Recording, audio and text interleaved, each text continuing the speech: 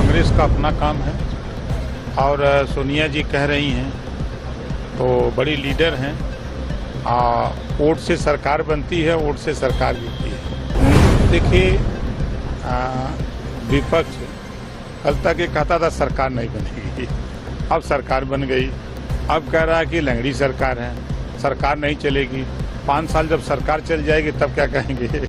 नमस्कार, आप देख रहे हैं वॉइस ऑफ हाउस। मैं हूं आपके साथ पलक शर्मा। आइए नजर डालते हैं खबर की ओर।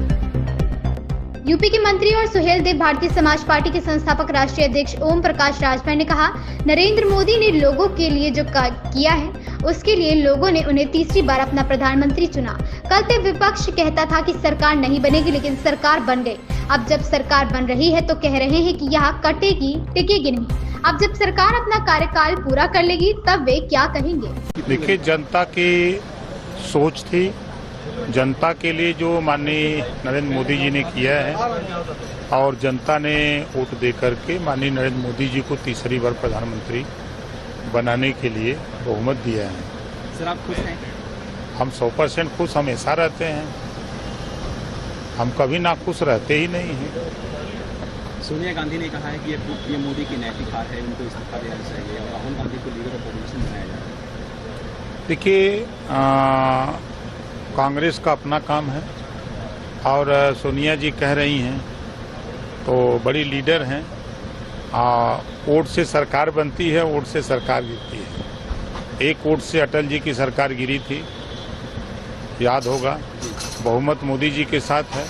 पहले ही एनडीए गठबंधन ने पहली बार, जो गठबंधन था, पहली बार ही प्रधानमंत्री का चेहरा घोषित करके चुनाव लड़ा और प्रधानमंत्री की कुर्सी पर बैठाने के लिए सब लोग पहले से मन बनाए हुए थे। विपक्ष हो या अखिलेश यादव हो, वो कह रही है बैसाखी की सरकार है, नीतीश कुमार कभी भी पलट सकते हैं, चंद्रबाबू नायडू कभी भी पलट सकते हैं, तो ऐसे में बीच में भी चुनाव हो सकता है, ऐसा कांग्रेस के लोग कह रहे हैं। देखिए, विपक्ष कल तक ये कहता था सरकार नहीं बनेगी, अब सरकार बन गई।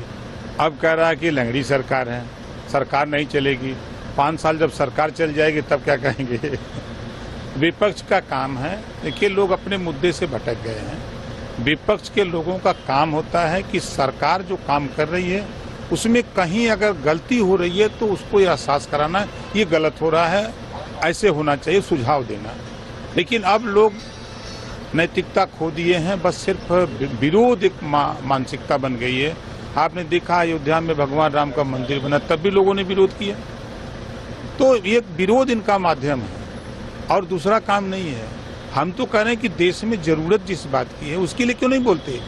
देश में जब लड़ाई हो रही है वन नेशन वन इलेक्शन की, आप क्यों नहीं बोलते हो कि वन नेशन वन एजुकेशन, ये बात क्यों नहीं बोलते हैं। ये बात विपक्ष को बोलना चाहिए।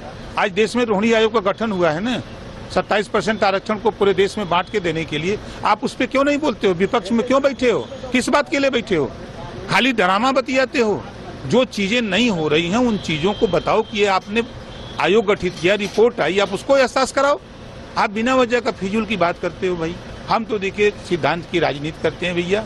हम पिछड़ों के चाहते हैं, पिछड़ों का हिस्सा चाहिए, पिछड़ों की लड़ाई होनी चाहिए, पिछड़े जो उनको एक समान अनिवार्य फ्री शिक्षा की बात होनी चाहिए। आज मोदी जी ने तो किया है, सोलर पैनल दे रहे हैं, 75% सब्सिडी पर लगा के बिजली का बिल माफ कराओ। चुनाव इस खबर में बस इतना ही। देखते रहें voice of house. Latest update से जुड़े रहने के लिए हमारे चैनल वॉइस ऑफ हाउस को सब्सक्राइब करें, लाइक करें और बेल आइकन दबाना बिल्कुल ना भूलें।